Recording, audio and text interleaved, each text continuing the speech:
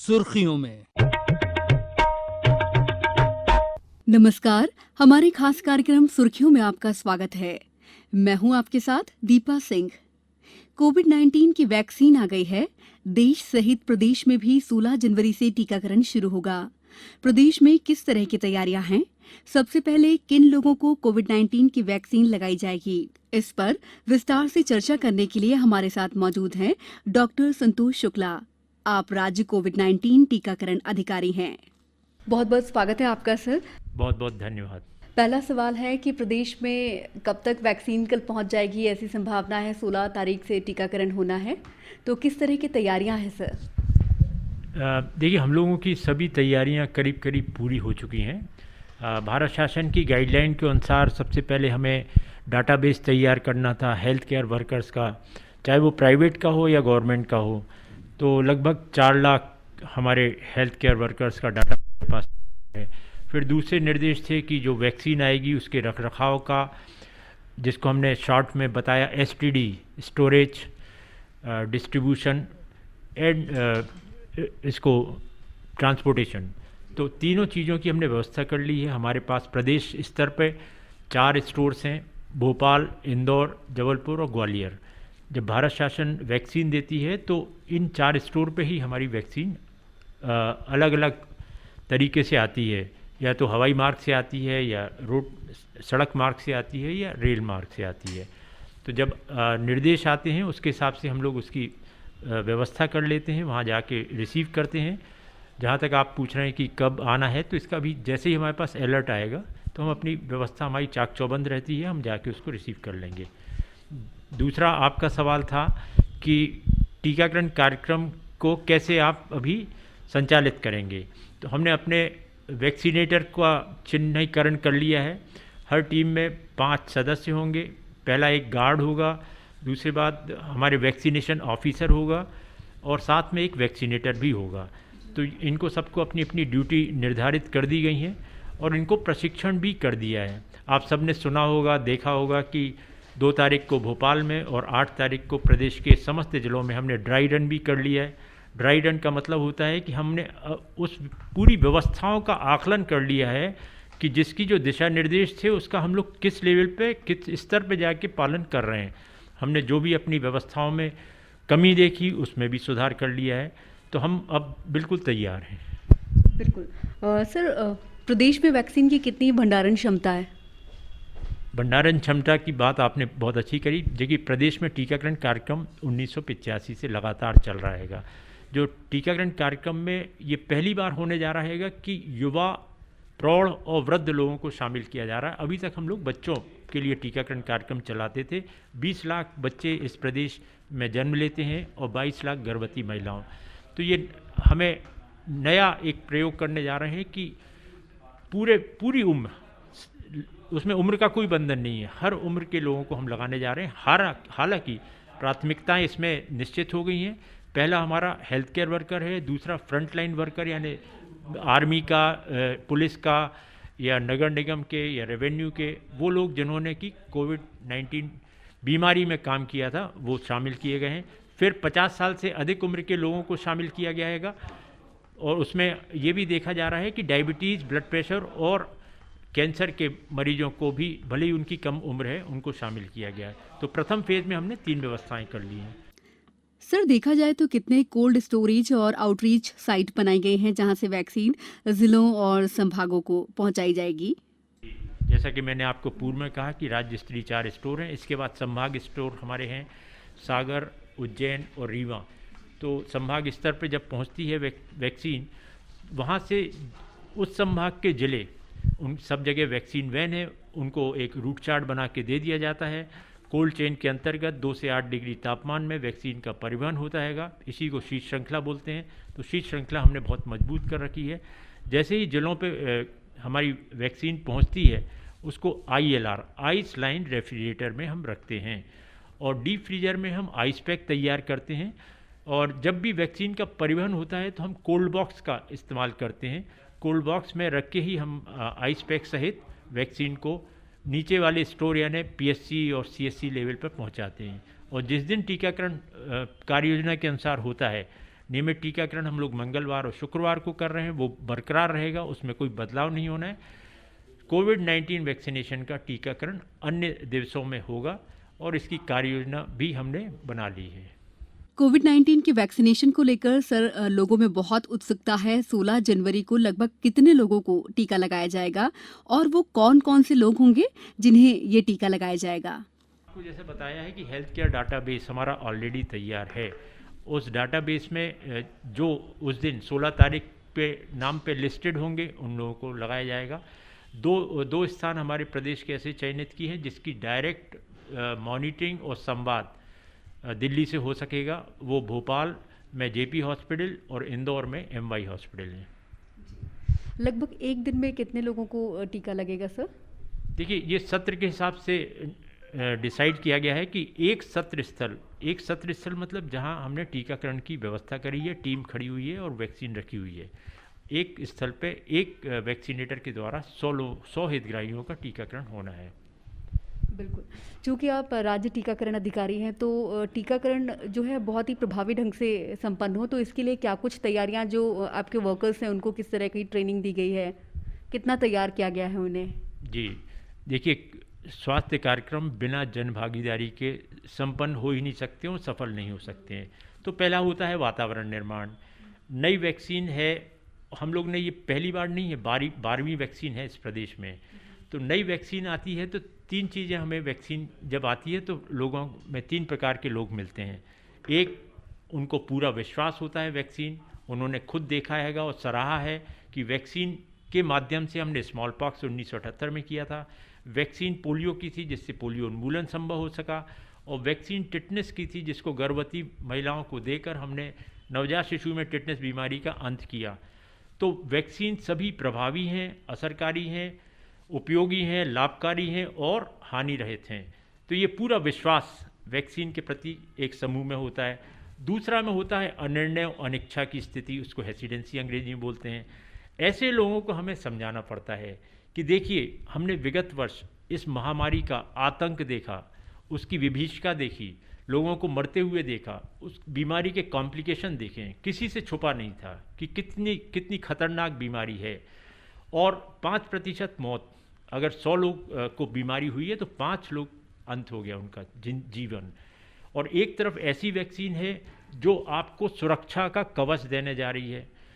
अब आपको निर्णय करना पड़ेगा कि हम क्या बीमारी होने दें, बीमारी के कॉम्प्लिकेशंस होने दें, बीमारी से मौत भी हम देखें क्या, और या दूसरी तरफ मेरे पास एक ऐसी वैक्सीन है जो आपको सुरक्षा कवच देने जा रही है।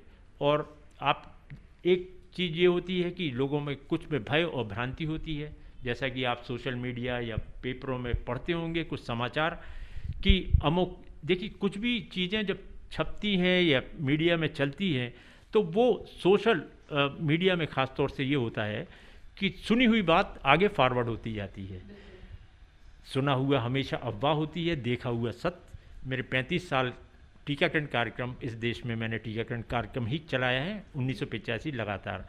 मैंने 35 साल टीकाकरण कार्यक्रम को 8 राज्यों में जाके संचालित किया और उसके पूरे विश्वास के साथ मैं आप बताऊं कि टीके का जो असर होता हैगा वो हमेशा मौत दर कम करता है, महामारी नियंत्रित करता है और बीमारियों की दर को एकदम शून्य पे लाके खड़ा कर देता है।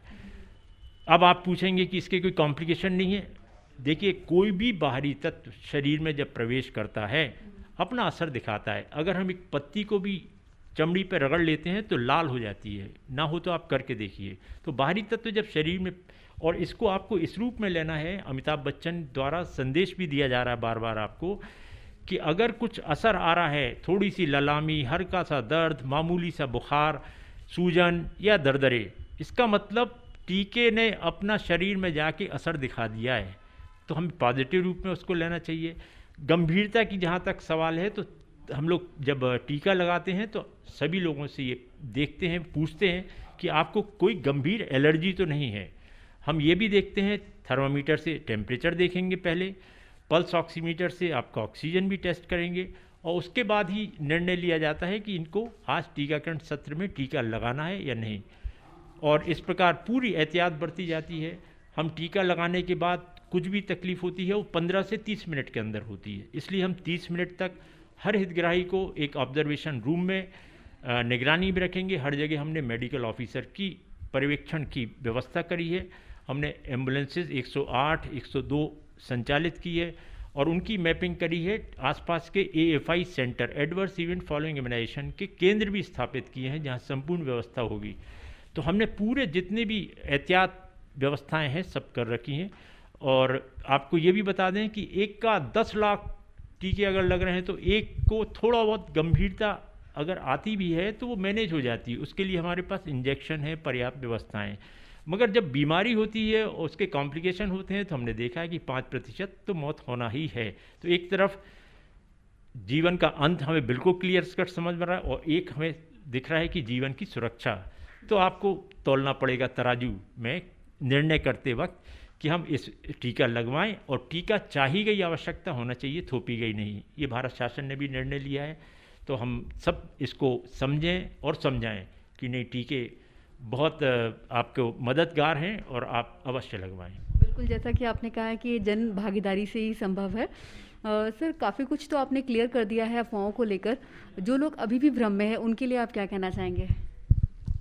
देखिए, इसके लिए हमारे हर जिला केंद्र पर जिला टीकाकरण अधिकारी हैं। हर CMHO कार्यालय में हमने एक कंट्रोल रूम स्थापित किया है। 104 नंबर जो कंट्रोल कमांड सेंटर चल रहेंगे। आपको अगर कुछ भी पूछताछ करना है तो यहाँ पे आप फ़ोन लगा के बात कर सकते हैं। हमारे हर गांव में एक आशा और आंगनवाड़ी है, उनको प्रशिक्षित कर दिया गया है। सामान्य फ्रीक्वेंटली आस्क्ड क्वेश्चन, जितने भी सामान्य सवाल हैं उनका जवाब लिखित रूप में उनके हाथ में है, वो आपको बता देगी। हमारे ANM और हमारे मेडिकल ऑफिसर्स PSC और सभी अस्पतालों में उपलब्ध होंगे शासकीय। तो आपकी शंका का समाधान कराना अच्छा है, बजाय हम कुशंका से पीड़ित होकर घर में बैठे रहे हैं। बिल्कुल सर, आपने अभी तो ये बता दिया है कि जो लोग भ्रमित हैं, ताकि भ्रमित ना रहें, बहुत सारी चीज़ें क्लियर कर दी हैं। लेकिन जो लोग टीका लगवाना चाहते हैं उसके लिए क्या रजिस्ट्रेशन ज़रूरी है? बिल्कुल, ये पहली बार देश में होने जा रहा है कि अधिक उम्र के लोगों को टीकाकरण करने जा रहे हैं। नंबर 2, पहली बार IT के सपोर्ट से, IT यानी हम लोग टेक्नोलॉजी का उपयोग करने जा रहे हैं।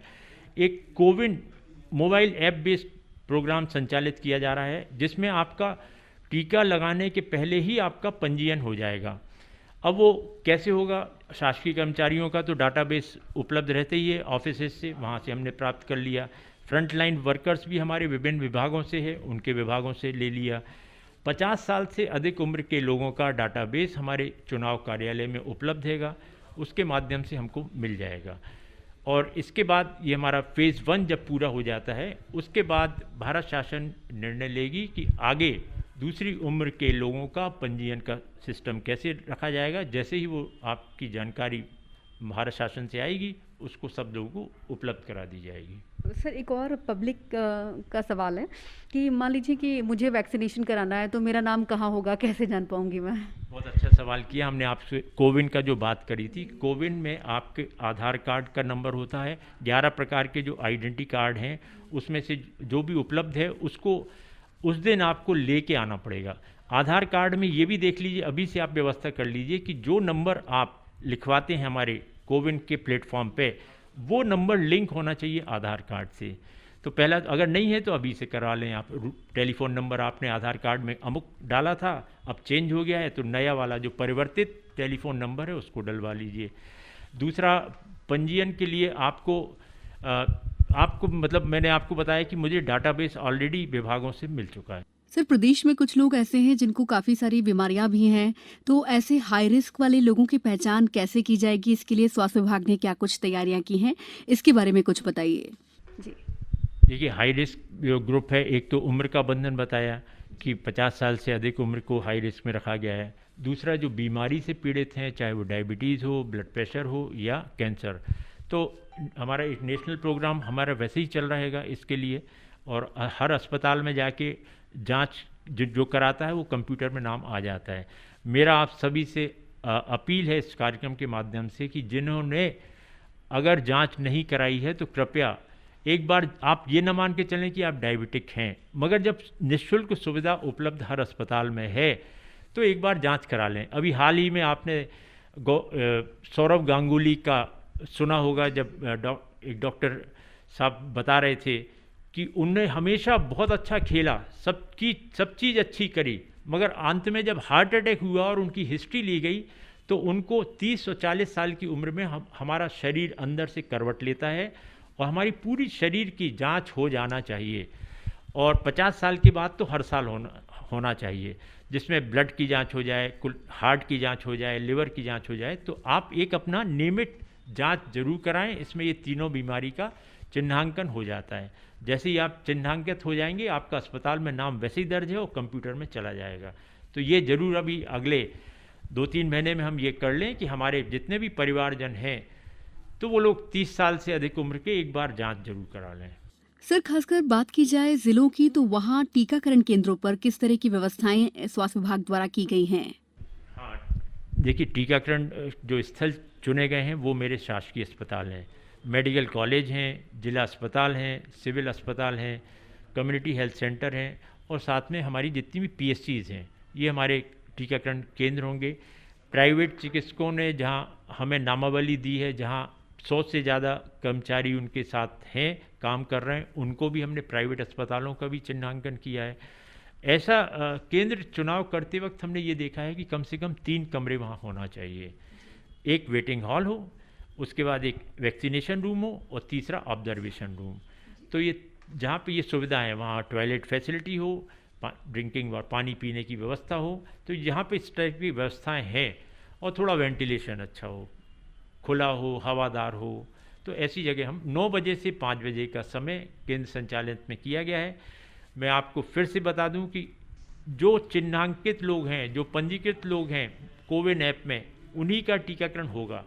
अब क्योंकि कोविड का समय चल रहा है तो हमने ये भी बताया है कि पहले घंटे में कौन लोग आएंगे। हमारी आशा और ANM या आंगनवाड़ी इसको लोगों तक मैसेज कर देगी कि पहले घंटे में, दूसरे घंटे में, तीसरे घंटे में किस किस को आना है, जिससे कि 6 फुट की दूरी बनी रहे। 2 गज की दूरी बनानी बहुत ज़रूरी है। सर, वैक्सीनेशन के बाद क्या करना होगा? वैक्सीनेशन के बाद 28 के दिन के बाद 1 महीने के अंतराल से दूसरा डोज भी लगाया जाएगा। एक अगर टीका लग जाता है तो आप ये ना सोचें कि हम सुरक्षित हो गए, वो आंशिक सुरक्षा आपको देगा। पूर्ण सुरक्षा के लिए ज़रूरी है कि दोनों बार टीके लगाएं, और टीका जब लग जाता है तो उसका असर होने में थोड़ा सा समय लगता है। मगर एक फिर हिदायत दे दें आपको कि टीका अगर लग गया तो ये ना सोचें कि हम बिल्कुल 100% सेफ हो गए। ये बीमारी, क्योंकि जब तक 80% लोगों का टीकाकरण नहीं हो जाता है तब तक बीमारी का खतरा चारों तरफ मंडराता रहता है। तो हमें अपना प्रोटेक्शन, जो कवच मिला है कोविड महामारी से बचाव का, वो हमने शॉर्ट फॉर्म उसका दिया है SMS। S यानी सोशल डिस्टेंसिंग, M यानी मास्क और सैनिटाइजेशन। तो ये 3 प्रक्रियाएं, हमें मास्क तो छोड़ना ही नहीं है, घर से घर तक लगाना है। सैनिटाइजेशन के लिए अपने हाथ 20 सेकेंड तक पानी और साबुन के माध्यम से या अल्कोहल बेस्ड सैनिटाइज़र से हमें साफ़ करते रहेंगे। दूसरा आपका सोशल डिस्टेंसिंग, यानी काफ़ी भीड़ भाड़ इलाकों में ना जाएं। हमारा जीवन शैली हमें परिवर्तित करना होगा। देखिए, कोविड एक ऐसी बीमारी है या कोई भी वायरस की बीमारी है, अचानक ख़त्म नहीं होती है। पोलियो आपने देखा होगा, शकुनी मामा पोलियो पीड़ित थे, मतलब 5000 साल पुरानी बीमारी थी और 1955 से पोलियो वैक्सीन आ गई थी, तब जाके 2014 में हम ख़त्म कर पाए। तो ये बिल्कुल दिमाग से निकाल दीजिए कि अभी हम टीकाकरण कार्यक्रम चालू हुआ और बीमारी का अंत हो जा रहा है, ऐसा नहीं होगा। तो आम लोगों से आपकी क्या अपील है, क्या कहना चाहेंगे आप? आम लोगों से मेरी सिर्फ एक अपील है कि हम आज संकल्प लें। जब 16 तारीख को एक कोविड-19 वैक्सीनेशन पूरे देश में प्रारंभ हो रहा है, तो हम संकल्प लें। संकल्प ये होना चाहिए कि हम संकल्प लेते हैं कि कोविड-19 महामारी से बचाव का एकमात्र अस्त्र टीकाकरण है। हम स्वयं इसे लगाएंगे, साथ ही सभी को समझाएंगे कि कोविड-19 जानलेवा बीमारी है। इससे होने वाली मौत और खतरों की रोकथाम सिर्फ कोविड-19 टीके से ही संभव है। यह टीका सुरक्षित, असरकारी और हानि रहित है। आए हम सब मिलकर कोविड-19 टीकाकरण अभियान सफल बनाएं। सर, कोविड-19 वैक्सीन से संबंधित तमाम जानकारियां देने के लिए और अपना बहुमूल्य समय देने के लिए बहुत बहुत शुक्रिया आपका। बहुत बहुत धन्यवाद। श्रोताओं, उम्मीद है कि कोविड-19 वैक्सीन से संबंधित जानकारियां आपको हमारे इस कार्यक्रम में जरूर मिल गई होंगी और कोविड-19 के वैक्सीनेशन से संबंधित भ्रम भी दूर हो गए होंगे। इसी के साथ अगले हफ्ते फिर होगी आपसे मुलाकात। तब तक के लिए मुझे दीजिए इजाजत। नमस्कार। सुर्खियों में